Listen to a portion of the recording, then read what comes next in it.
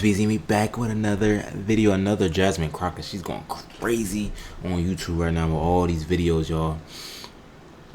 She just speaks her truth, man. She's always speaking up for herself, speaking up for what she believes in. That's why I love her so much. That's why I always post her. I don't care what y'all say. Make sure y'all watching every single video I post. It's very important what's going on. I know YouTube has slowed down when it comes to politics stuff because the president stuff is done, but it's still a lot going on behind closed doors. He's still not president yet. He might not be president. You never know.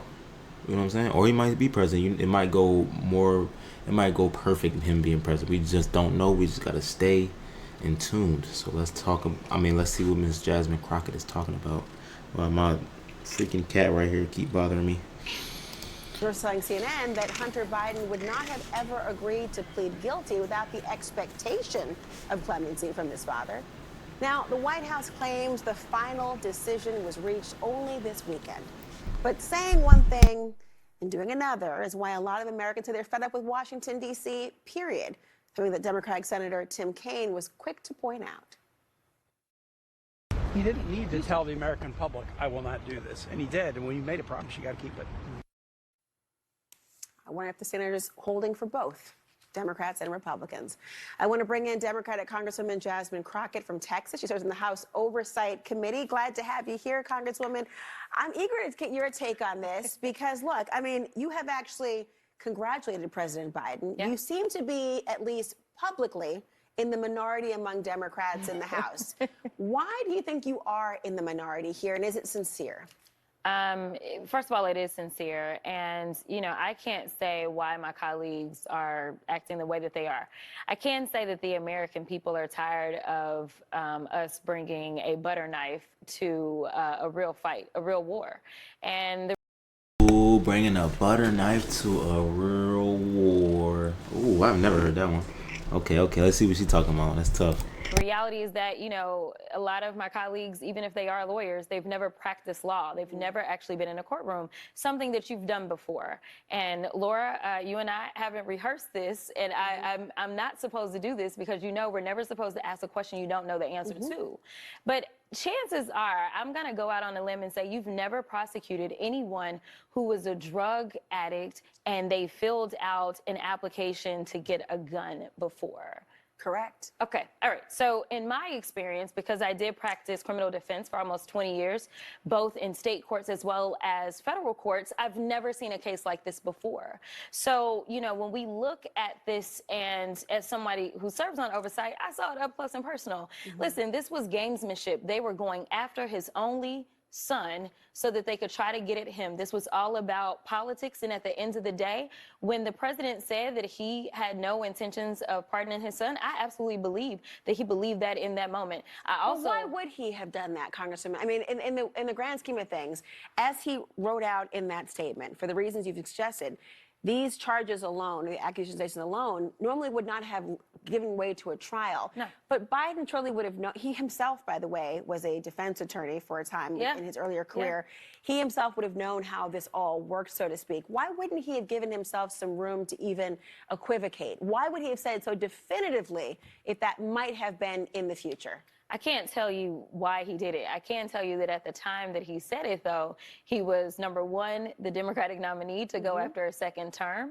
And circumstances have changed. Not only did he not end up becoming the Democratic nominee to go into a second term, we know that Trump and his administration, you were just talking about in your lead-in about Kash Patel. And so not only is it that we lost, but we now know that we have someone who is a convicted criminal that is going into the White House and seemingly is surrounding himself with questionable figures. And the retribution that he's talked about seeking on the trail, you know, I think that the president is taking him at his word, and he's decided that he is going to protect his only son. And honestly, I think that it was the right move. Listen, anybody that has a problem with a pardon, let me be clear about this.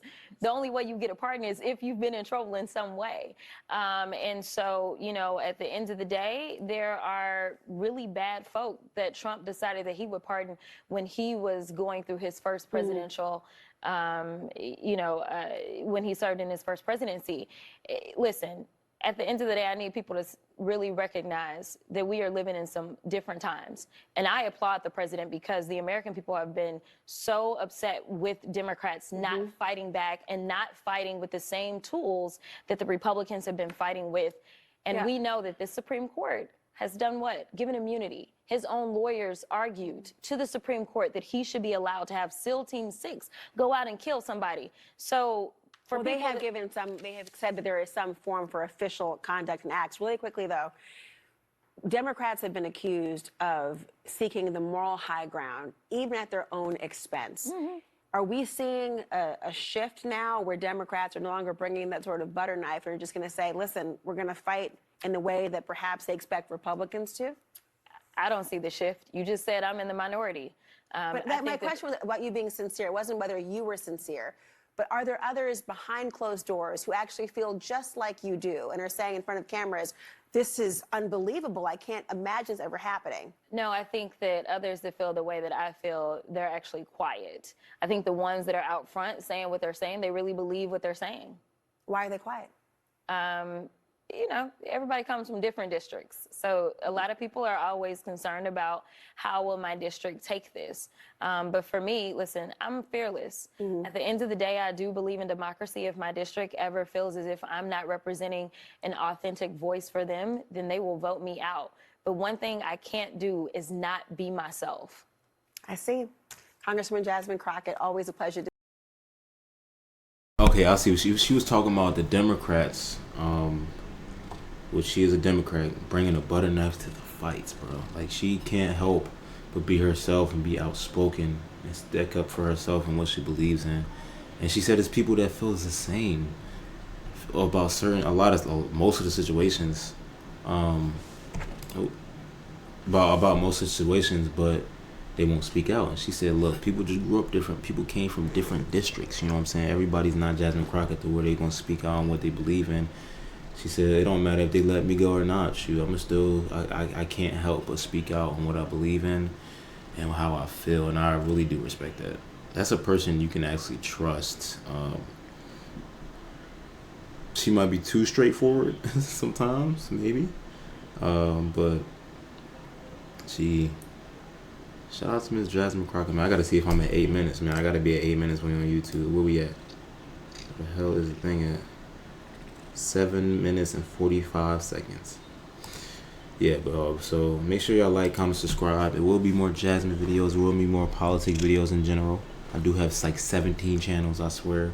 So I got a lot of work to do. It's been a lot going on. So I haven't stayed consistent like I want to, but I'm gonna keep going, man. I will keep going. I'm never gonna give up. So make sure y'all like, comment, subscribe on the channel. Every video is important, so make sure y'all stay tuned, y'all. I love y'all. Peace and love, baby. We out.